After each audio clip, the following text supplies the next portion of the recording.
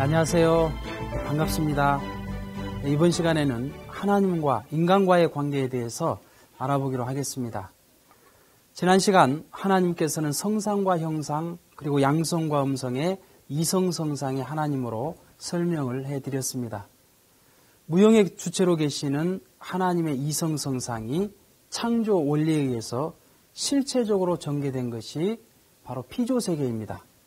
따라서 피조세계는 하나님의 실제 대상인 것입니다.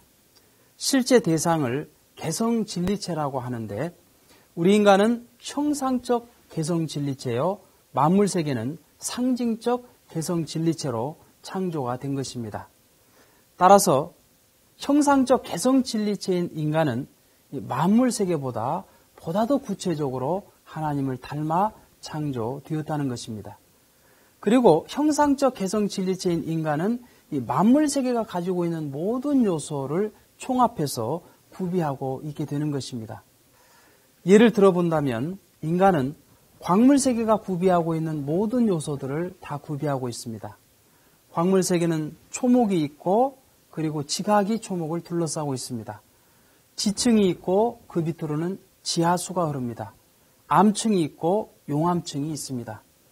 우리 인간도 초목과 같은 체모가 있고 지각과 같은 피부가 있습니다. 그리고 지층과 같은 근육이 있고 지하수와 같은 혈관이 흐릅니다.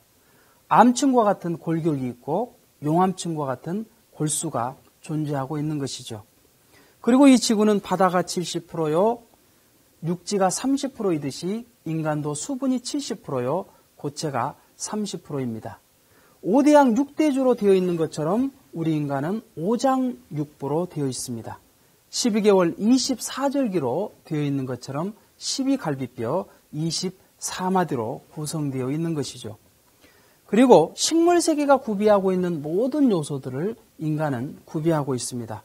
식물과 인간은 세포로 되어 있고 뿌리와 같은 위장이 있어서 영양분을 흡수하고 줄기와 같은 심장이 있어서 영양분을 공급해 줍니다. 잎과 같은 폐가 있어서 산소와 이산화탄소를 끊임없이 주고받고 있는 것이죠. 도관과 체관이 있듯이 동맥과 정맥이 인간한테는 흐르고 있는 것입니다. 그리고 동물세계가 구비하고 있는 모든 요소들을 다 갖추고 있습니다. 동물세계의 모든 조직과 기능을 갖추고 있으며 모든 동물의 발성 기능을 인간은 가지고 있기 때문에 동물의 모든 소리를 흉내낼 수가 있는 것이죠.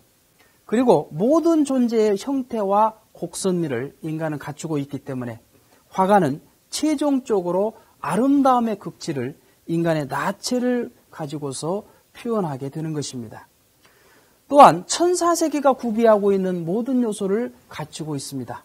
천사는 영적인 존재이기 때문에 우리 인간도 영적인 요소로서 영인체를 구비하고 있게 되는 것입니다. 이처럼 인간은 소우주요, 만물을 총합한 실체상과 같은 존재가 되는 것입니다. 두 번째로 하나님과 인간과의 관계는 마음과 몸과의 관계와 같습니다. 고린도전서 3장 16절을 보게 되면 하나님의 거룩한 성전으로 인간을 표현하고 있습니다. 곧 하나님께서 성상으로 계시다면 우리 인간은 형상으로 존재하고 있습니다. 이 두 존재는 각각 원인과 결과, 주체와 대상, 총과 횡 등의 이 상대적인 관계를 맺고 있는 것이죠.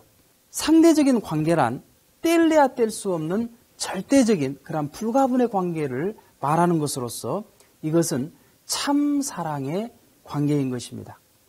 우리는 좋아하면 사랑한다고 쉽게 말합니다. 그런데 싫어지면 금방 헤어져 버립니다. 이것은 참 사랑이 아닙니다. 하나님의 참 사랑은 무엇일까요?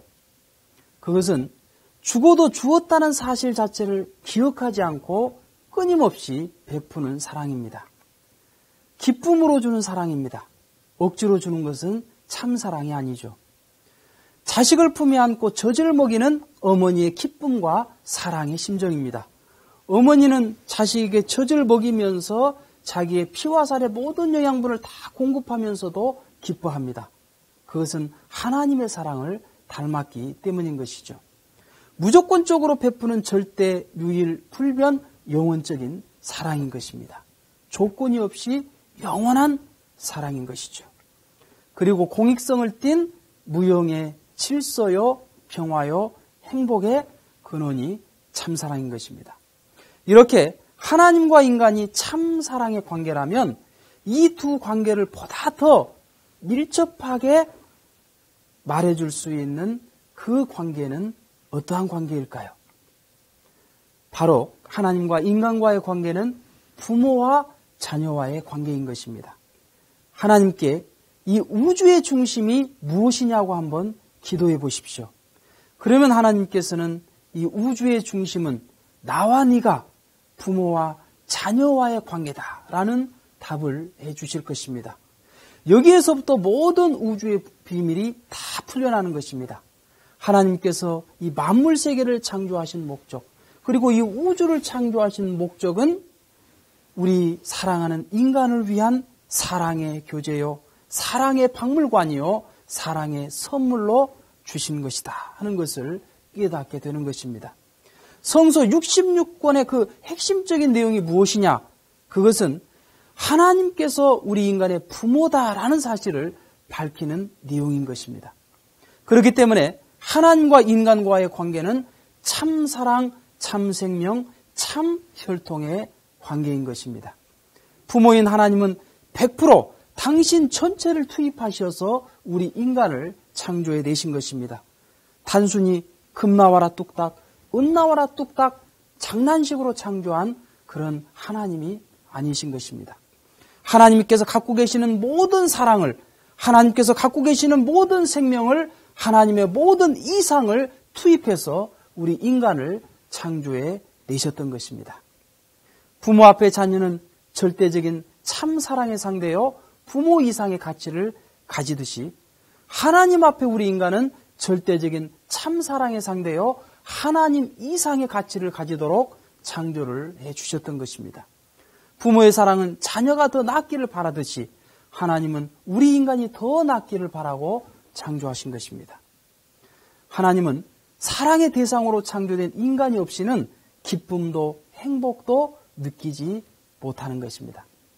그렇기 때문에 우리 인간은 하나님의 심정과 참사랑으로 인연된 자녀가 되는 것입니다. 하나님의 성상 속에는 정지의가 있고 그 속에는 심정이 내재되어 있습니다. 심정이란 사랑을 통해 기뻐하고자 하는 억제할 수 없는 정적인 충동을 말하는 것으로서 이것은 하나님의 본질적 속성이요 참사랑의 뿌리요 창조의 동기가 되는 것입니다. 따라서 하나님은 인간을 그냥 우연히 순간으로 창조한 것이 아닙니다.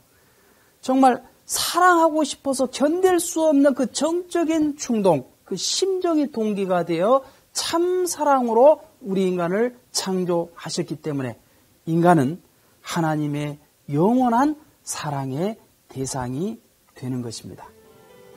그렇다면 부모이신 하나님으로부터 우리는 어떤 힘을 받고 있으며 어떠한 작용을 통해 창조 본연의 모습으로 살아갈 수 있는지 다음 시간에 알아보기로 하겠습니다. 감사합니다.